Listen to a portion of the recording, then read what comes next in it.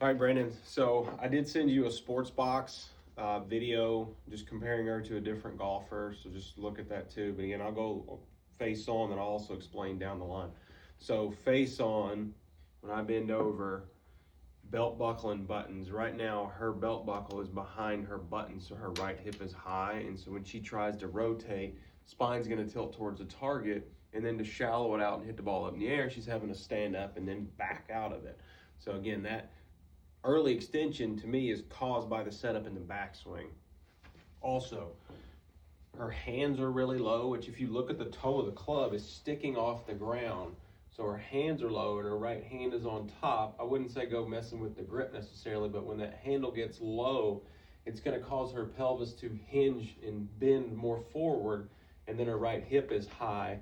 So it's really causing her to have a lot of lean towards the target. And again, lots of pressure on that lumbar spine when that hip line is tilted and she's trying to rotate, hands get real high, and then that will cause the club to get steep. So she's having to extend back out of it to level off the swing and get it back up. So really trying to tackle setup and then backswing first. So I would want to see the toe of the club go down, which will raise the handle up. So it will get her out of a little too much hinge. So this will raise that up, lower the toe down. And then from the setup, I would want to see the hip go forward, which will replace that relationship. So the belt buckle will move in front of the buttons of the shirt. That will take her spine and her hip from here. So I suggest watching a lot from behind, because right now hers would look like that. She's tilting this way. If you can move that setup, this hip will get higher, the spine will be tilting away from the target, and she'll be able to rotate without leaning that way, and the club will naturally shallow out and she won't swing 5 degrees left.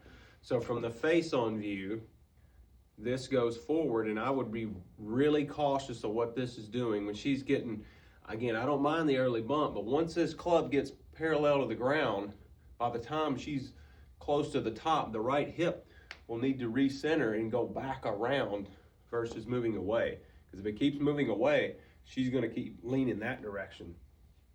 So again, I don't mind an early shift, but as soon as it starts going up, this right hip needs to go around. So from this view, shaft parallel to the ground, when this moves up, this is rotating that way. Versus if you look from behind, hers would look like that, and her spine's leaning towards the target. So if I did that, if I could recenter that hip, when I got it around, the club will naturally shallow out and her spine won't tilt towards the target. It'll take a lot of pressure off her back, and she can hit some shots that she's not hitting that pull or cut. Probably can get the ball flight up a little bit too, and that will reduce the need for her to early extend.